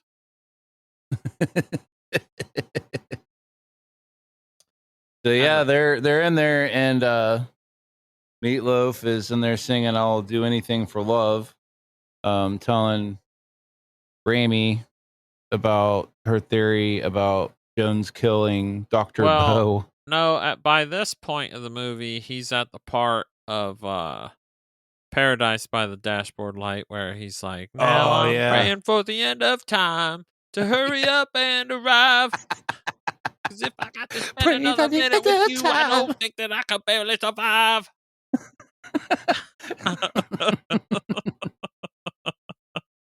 We'll just hurry up and arrive. Just make the song an hour and a half long and dub it over this entire movie. It's like like Pink Floyd The Wall with Wizard of Oz. Yeah. Yeah. Started at 3 minutes in and it makes no fucking sense. You got to spend another minute with them. Back at but they're the cult is arming up for the siege, kind of like the scene right out of Nightbreed. Yeah. They're getting ready to fucking go. Yeah, they're all hanging out in the it looks like a version of the hideout for the foot soldiers on the Teenage Mutant Ninja Turtles movie, the first one. Oh, the foot. That really make me horny. The graffiti, man, it was cracking me up. One of them says, "The master, dude." One of them says like Romero is king or something like that. Yeah, it's so funny, dude. My man JR, paying respect. But the guy passing out the guns is JR Bookwalter. Lloyd. Yeah.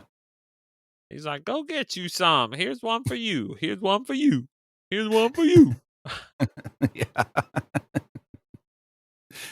And Anna asks Lloyd's where if he's seen Powers, and because she mysteriously disappeared after she went to steal the gun. Yep. So Anna gets herself a big old pistol when everyone's gone. And then we go back to Bo's house because back at Bo's again. Back at Bo's because that motherfucker Molson tells everybody, he's like, yeah, I injected Mercer. What the fuck was I supposed to do? Right? Yeah, he was straight up about it. His hat should have said, I injected Molson as soon as you guys left. His hat should have said, yes, I fucking did. Your fucking heater in your car wasn't even warmed up before I injected this motherfucker. Bitch. I injected him and I butt fucked him. He got a hot beef injection and a serum injection.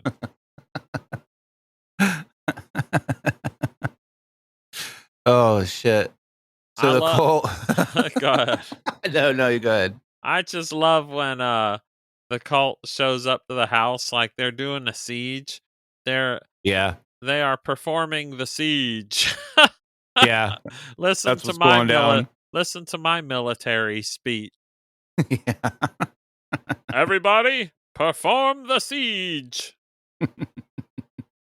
Yeah, dude, this whole fucking attack. They're like Carpenter, or at some point Jones and Carpenter are standing by the vehicles and they're like right in front of the house. Mm-hmm. But the siege is going on, but then when it cuts back to them, they're standing right there, but the siege is apparently somewhere else. I don't know. Money, man. It is. It's straight money. Do what they could do. And we get a cameo by the one and only character of maybe Chop Top. Clearly Chop Top. Because, maybe it's Chop Top. It's 1000% inspired by Chop Top. Because, absolutely. Cause he says non-flashbacks, Yeah. non-flashbacks. Yep. No flashbacks. No flashbacks. Huh? Shit. But even further, because Alan watched the commentary, so you don't have to. The Jason, Michael Todd, the guy that plays Jason, also plays this character. And he said he was just a huge Chop Top fan, and Yeah. that's what this whole thing was. And what a sign of the times too, because that movie was fucking fresh, dude. So Yeah, we spent a couple hours sucking that movie's dick. So if you want Yeah. if you want to hear our opinions on Texas Chainsaw Massacre, just look back a Yeah. few episodes. Part 2, Texas Yeah. Chainsaw 2. Texas Yeah. Chainsaw 2. Look back a Yeah. few episodes because Kevin and I are Bill Moseley dick riders. Yeah. Pretty awesome. Yeah. Yep. Bill Moseley is the best. So yeah, they fucking and what what else did they throw at the Chop Top character other than a fucking grenade? I don't More know. fucking grenades. It's more fucking Yep. grenades. What did he say right before he blew up?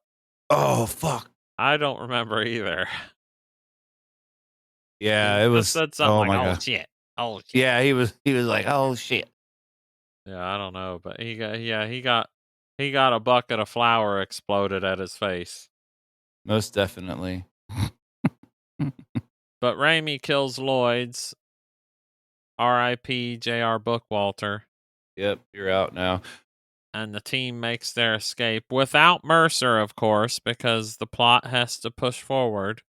If they had Mercer with them, they could have just went back to Washington, D.C. at this point. Yep. But he's like, we'll come back for him.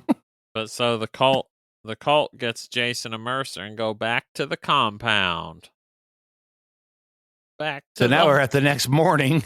Like, one thing though, when they're taking off, man, like why the fuck would they drive with their sirens on? Like, did they have them on? I didn't even notice. yeah, yeah, they had the sirens fucking on. They had the lights on. Well, in case anybody was in their way. Oh, yeah. Pull over to the side. Everybody pulled over to the side. Yeah, the zombies stood off to the side of the road. Yeah. Oh, excuse me, mister. It was the early idea for sky flowers. Oh, God. Don't say that. The sky flowers. Oh. No comment. So, of course, they have to go back to the compound to save Mercer. Mm-hmm. Because, they fucking forgot him. Yeah. Or and he's running around with a body full of serum. Yeah, he's fucking gushing from the seams with serum. He's got it busting out his ears, his asshole, his mouth. Jason, too. Oh, yeah. They injected Jason. Yeah. He couldn't wait. He couldn't wait to inject Jason. Oh, yeah, I wouldn't either. I'd fucking pop that. I'd squirt that right up in Jason. Because Jason was too far gone at that point anyway. Yeah. But we get like the whole sermon scene with Reverend Jones, and he's got Jason and Mercer tied up on the stage. I don't know what the intention is here. I don't fucking know. But Anna shows up in disguise for some reason. Yeah. And not exactly inconspicuous. It's not like, it's not like it's a big auditorium. There's like 20 people there. Right? And she's got the hood on like she's sneaking in there. They're like, who is this? We don't know. It's nobody. She's wearing a mustache. Yeah, but this is like where all the confusion comes in because when they arrive, Anna points a gun at them Mm-hmm. and Jones stops her from killing them. Welcome, murderers. It's about time. So who the fuck wants to kill who? Because when Vincent told her to get a gun, it seemed like it was implied that it was to protect her from Jones, because he Yeah. told her what Jones did or whatever. Right. This is the point where I was a little like, what is what? Yeah, it's another one of those just let it ride. Yep. Just don't argue. Let it go. Like Children of the Night. Just let it go. Yeah. Make fun of it though, but let it go. And Jason starts fucking oozing Right. because apparently It's working. Uh, Shit's working. right. Apparently that's what the serum does to the zombies after a day. I don't Right. know. Took a while. And like Molson acts surprised that it's working. He's like, oh, it's I love working. how matter of fact he is through the whole movie. Yeah. Oh, working. Oh, that's nice. It's working.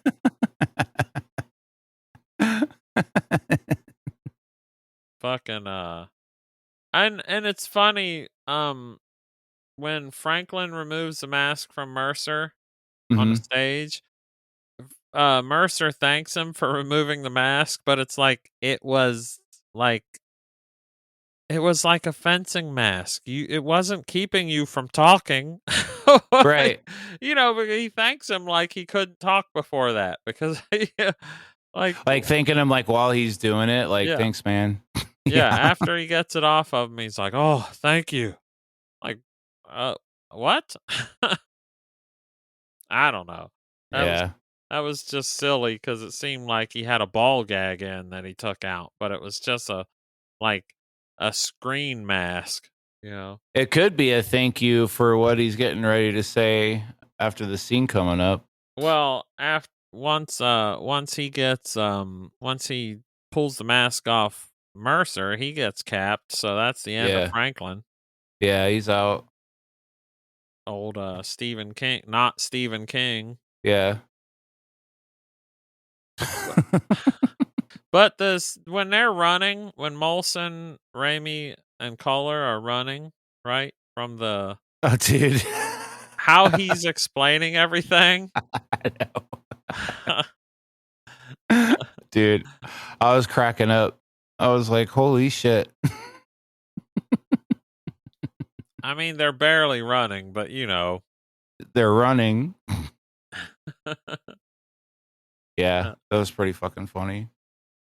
But the next scene I was telling you about, like, I suspect that they don't like Dr. Jones because this scene where Anna finds Jones while he's dying, Mm-hmm. he has like cum on his face. Yeah, it's dripping from his mouth. Right. When I watch this, I've seen this several times, and I was always like, there's no way that came from inside his body because it's not even on his lips. It's just on his chin. Like he just got blasted in his face. Yeah, like they fucking somebody. That's how you get the part. Well, apparently that really is something that he was doing. In between takes, he was like hawking up this shit that he just spewed out of his mouth. What, like That is for those scenes, for like that was his acting, or it was That just is- happening? that is his bodily fluids that's on his face. What? And in the behind the scenes, in the commentary, J.R. Bookwalter and Michael Todd were both saying that in between the shots, he was making noises like hawking What? this shit up to put on his face. So that's because I think it was Michael Todd that said that shit was dripping on him. Oh my god. And whatever that is, it looks like cum to me, but came out of this man's stomach. Oh my god! But He they was were kind of roasting him about it. So I'm pretty sure he's the one that didn't agree to come back to reshoot the sermon scene. yeah. But It's like you only had one go with me with that, boys. it's like, man, how many dicks did you suck to get that? All that. He's just hawking up cum. I mean, come on, Yeah, that's man. such a weird thing to do. Like, and they probably didn't even ask him to do it. He just was doing it. If I was hanging out with you and you spit up some shit like that, I'd be like, "What were you doing? Come on, Yeah, come on, Kevin." really. He just had like TB this entire time. that is does not look like any spit I've ever seen. Spittle. Yeah, because I originally was like, "That looks like cum," Yeah, but come to find out, that was something that came out of him. So maybe he's just got so much in his belly yeah. that I he mean, was able to. He wasn't hawking it up; he was regurgitating it, yeah. like trying to feed his baby birds. Get some of this protein. But what a weird fucking decision Yeah, to it's really make. weird. He's like, you guys know what I need? I need cum on my face. I think my character needs this because he's not wearing his glasses. Yeah. So yeah, I need So, something to distract you from my eyes. How about some semen on my chin? yeah. I don't. He tells her he's fucking dying and that he killed Powers and Dr. Bo. And he tells her that, doesn't he tell her that Dr. Bo was her dad? I Or he just don't. says he kills Dr. Bo. Yeah, I think she says that Dr. Bo is her father, and he tells him that yes, he killed her. I Yeah, forget. I can't remember. Okay. Yeah. But either way, she knows what happened. Actually, I think Caller tells her that Yeah. Jones killed Dr. Bo. I don't. Yeah. But yeah, I think Caller clears that all up because I think she still has the diary Right. that apparently Anna doesn't remember writing because she was No. a That whole era of she was a full grown baby woman. She was like yes. she was like 1 year old, but she looked like a full grown human with Yeah. hair, and Her mind was still developing, so I got my period at 0.5 years old. she's like a Benjamin Button. Yeah. Benjamin. Benjamin. Jones lets all the zombies out like Miguel in Day of the Dead, Yeah. of course. Of course he does. You could tell a lot of this and the end of this movie, a lot of it, you can tell that J.R. Bookwalter was a huge Romero fan. Oh yeah, there's so many scenes that are almost scene for scene. And that scene where Carpenter's sitting there watching TV, Yeah. that is apparently he's watching a short film that J.R. Bookwalter made in college called Swingin'. Just a little trivia. But I thought it was funny that he heard the alarm bells, but he couldn't hear all the gunfire happening. No, he was into that movie, dude. A good fucking movie. He's like, you got to check out this movie we got on. Swinging. Some lady gets split in half by a tree. Yeah. Yeah. For years, because like I said, I saw this when I forget. I don't know how old I was. It was in high school at some point, but I always thought that Molson got attacked by zombies in the hallway Mm-hmm. and told Raimi, when he tells Raimi to go on without him. Yeah. Did you think that too? Because those are cultists. Those aren't zombies. Really? Yeah. Interesting. Where they're piled up on him and he tells Yeah. Raimi to go on without him. Those are the cultists. Because I always wondered why when Mercer shows up, that all the zombies run away that were Yeah. attacking Molson. Because Yeah. because Molson is being attacked by all these what I thought were zombies, and when Mercer shows up, they all run away. But it's because those aren't zombies; those are the cultists. If you watch it again, you'll see that none of those are zombies. Huh. Okay. Yeah, but it's just funny. He does the typical "go on without me," and it's Yeah. like, really? You got 7 of them on you? They're barely even fucking hurting you. Yeah.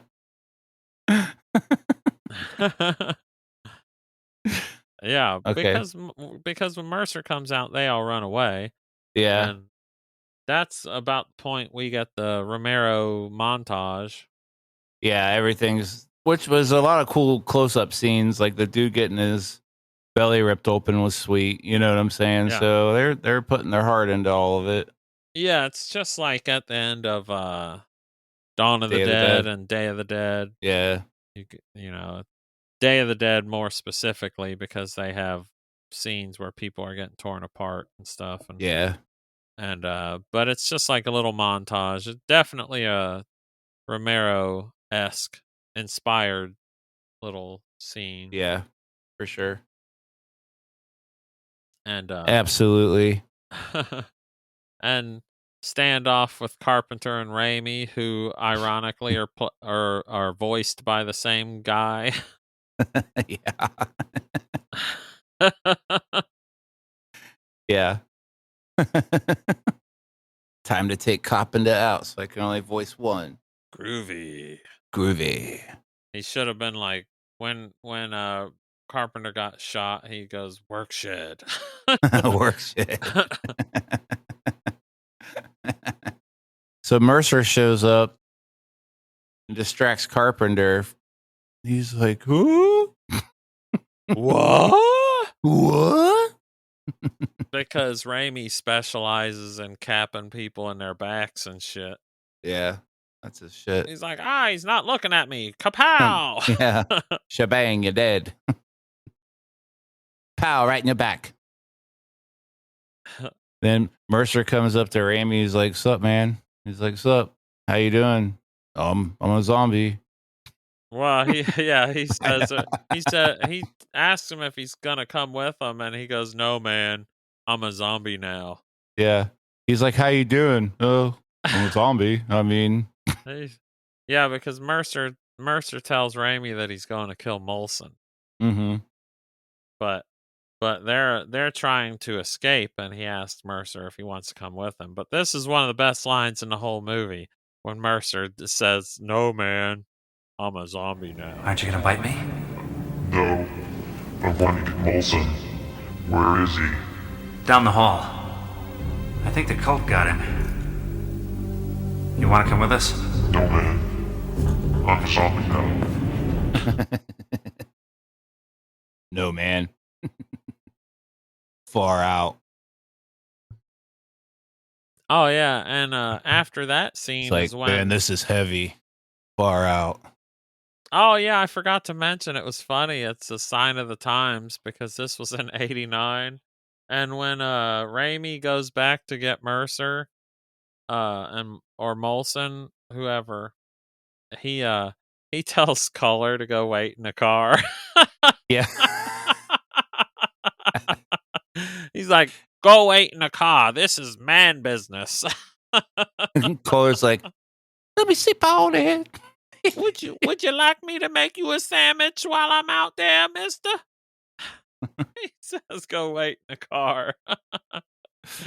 Oh. Now I'm praying for the end of time. Yeah. To hurry up and arrive. Because if I got to spend another minute with you, I don't think that I could really survive.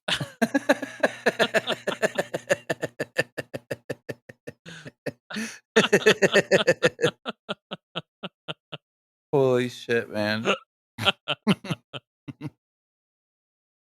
Oh my god.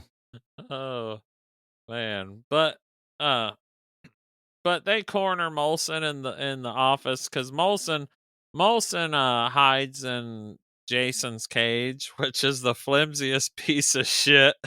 Yeah. And, Yeah, he's fucking in there and they're just shaking the shit out of this fucking cage, dude. And Mercer is like fucking taunting him the whole time. What's he Yep. say? He says something like, "I'm gonna rip your tongue out," or Yeah, that's what he's like, what are you gonna do? Rip my tongue out? I think he's like, yes, or like possibly. he said. I think he says something like that. Yeah, something like that. That's what it is. We're gonna get in there, Molson. And when we do, I'm going to shut you up. Huh, what are you gonna do, rip up my tongue? Yeah. Something like that. And then he fucking pulls out his fucking Leatherman and starts sawing at the bar. Yeah. Then he fucking knocks the cage over, and here we get another Day of the Dead scene because he gets ripped to pieces. Yeah. And Mercer pulls his tongue out and steals his hat. Yeah. Write Petty. something new on it. That's some petty shit right there. Yeah. He's getting torn to pieces by everyone, and he fucking takes his hat. Write something new on it. Yeah. Like, what would he write on it? I don't know. It'd be written like the Dawn of the Dead remake, where the dude across the way at the army depot, after he turns and he's still holding up the sign, but it's written in like a bunch of blood chicken scratch. Yeah. Yeah. Andy. Yeah, Andy. Yeah. I got a mind of a steel trap, boy. Yeah, the fucking he takes the hat I think he takes the hat basically as proof. Like that's his Yeah. trophy. Because Mhm. when he walks outside of the building, he shows it to Raimi and Color. But before he does that, when Raimi and Color run into the car, you know, as is typical, fucking Raimi gets bitten by a zombie. All Yep. the shit they went through, and some fucking random zombie out in the parking lot bites him. Yep. Absolutely. Fucking bullshit. But Mercer comes out of the building and shows him the hat, and then starts eating a tongue like it's some beef jerky or something as he walks away. Just snacking on it. Look, yeah. He's like, what's up? I got your bitch's hat. I killed him. I killed him. You don't. Yeah, so my uncle is dead. Yeah. That big headed. They should have showed the back of the hat. It was probably on the very last little button. Last little rung. The Yeah. last little bit, because he couldn't get it snapped any further than that to fit on his big ass head.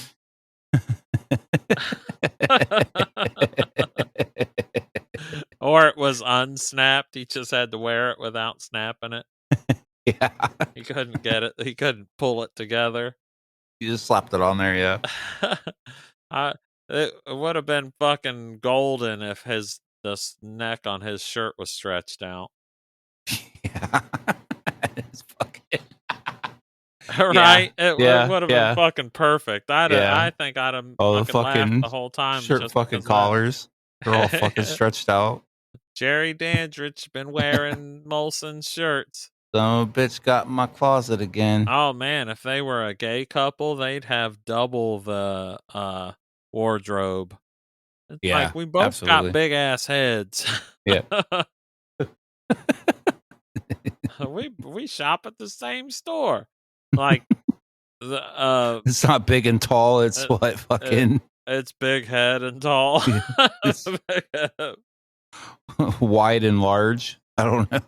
Oh man, you could probably make a business on that. Big ass heads. Call wide melon.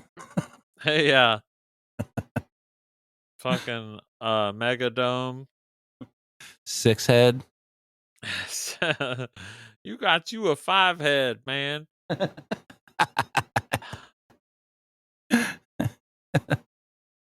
Oh my god. 5 head and bullet and above. 5 head and above. There you go.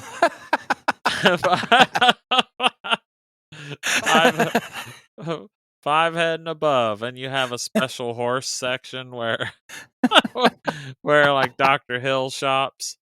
Yeah. Is this where you get the Yeah. hats for the long heads? For the long faces? Like, Holy shit. you wanna in a bobblehead section Yeah. for the Oh. short kings that got the big heads. The short kings, yeah. We Just call this 'cause our short king section. our short kings section, big-headed short kings. Holy shit. But well, we drove straight back to Washington yep. at this point. And you know, we oh, forgot together. to mention that when Mercer was trying to kill Molson was on the phone with Savini, giving him the telling him the recipe for the serum. You're right, yeah. And You got to tell him. You can tell him real quick. He's going to remember all of it. yeah, well, he got interrupted, and the only thing he got interrupted from was don't give it to him if they're dead, right? Or if they're not dead. Right. You know, so basically it's worthless. It's just to kill zombies. It's not to save anybody. Right. But he gives it to Raimi, and Raimi isn't dead yet. And when he sits up and Savini's like, well, did it work? Yeah. Yeah. And clearly it didn't. Nope. Absolutely not. His face is fucked. Well, did Molson's serum work on you? Oh, God. You gave him Molson's serum? Can't you do anything right, Savini?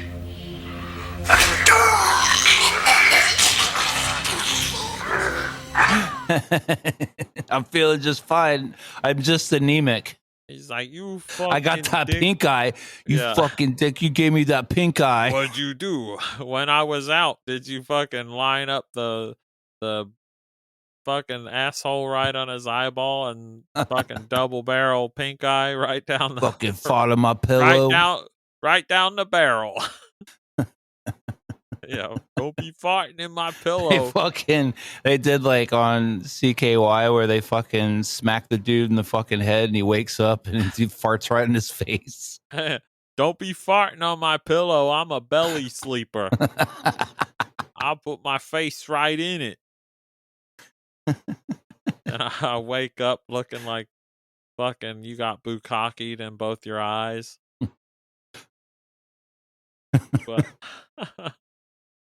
But of course, Raimi tears out Savini's throat. Yep. And Caller being frightened starts backpedaling and singing Tutti Frutti. All Rudy, a Tutti Frutti. This is the love story. Or here, Hot Patooties singing Hot Patootie. Yeah. This is our final girl.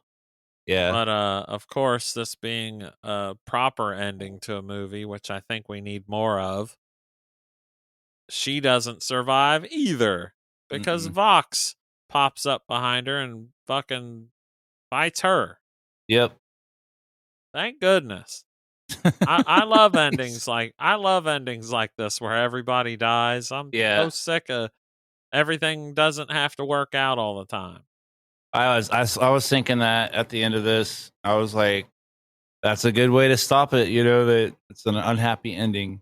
Oh yeah, and you get one more scene, but yeah, this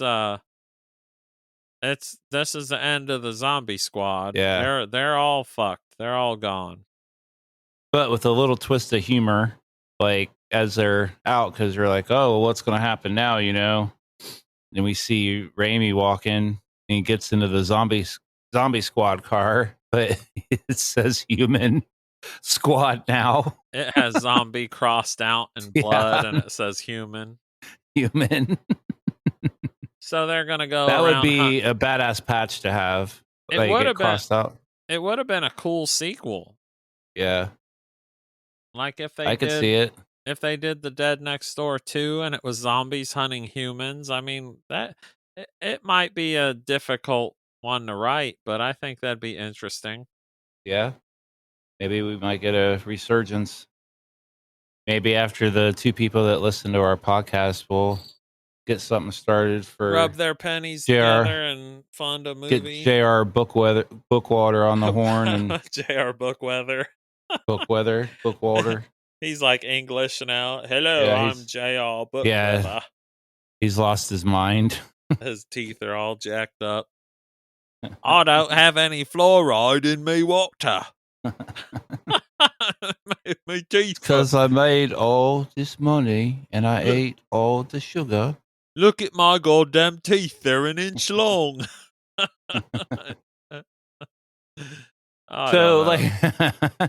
So the credits in this, I watched most of them and then I went off and did whatever, but I walked back in to see Richards. It's a cut scene to Richards, like in the credits, because they're doing like film reels. That's Scott Spiegel, right? Yeah, it looks like he's like blowing the load of his life. Do you remember that? It's crazy looking. I don't know what the fuck's going on. Yeah, I think I know what you mean. They had to squirt the blood up. Is that what it was. It was just. It was weird. I walked in. I was like, "What the fuck is going on?" Yeah, dude, it looked his eyes should have been crossed. Yeah, if you watch the bugged out and shit. Yeah, if you watch the credits, you'll see there's a scene. There's one of the credits where it shows that Jason is at the beginning and he plays that zombie. So that's kind of the giveaway. Like if anyone's confused, because I didn't notice it. I didn't notice it for a long time. Yeah, but it was fun. It was a fun watch. Definitely, as we always do. Recommend. I definitely watching it. It's on Tubi right now, so for free. So. Yep, it's on Tubi, and it's fucking awesome. Just don't. You got to get past the intro scene because it is. Yeah. The intro scene looks far worse than the rest of the movie. Yeah, it's super dark, so just be prepared. But it's sweet. Yeah, it's super dark, and it's more serious, like it does, because the movie's a horror comedy. Yeah, it's really lighthearted. It's silly. It's goofy. Don't take this movie seriously, and don't look up if it actually was based on true events, like we've talked about in the past. Which it was, though. It was completely based on absolutely true events. Yeah, I highly, highly recommend it. I think it's fucking great, and yeah, it's fun. But that was The Dead Next Door, 1989. Akron, Ohio, baby. Watch it on Tubi, and if you want to tell us we have terrible taste in movies, email Kevin. Tell him the right one. Email Kevin at deadnotespodcast@gmail.com and tell Kevin he's got a small dick or something. I don't know. Yeah. Whatever you want to do. Hurl insults at both of us. Yeah. Yeah. Feel Let us free. know. We're Let us dead know what you inside. think. Do your worst. Yeah. Yeah, it'll be fun. But anyway, till next time. Bye. See you guys later. Bye.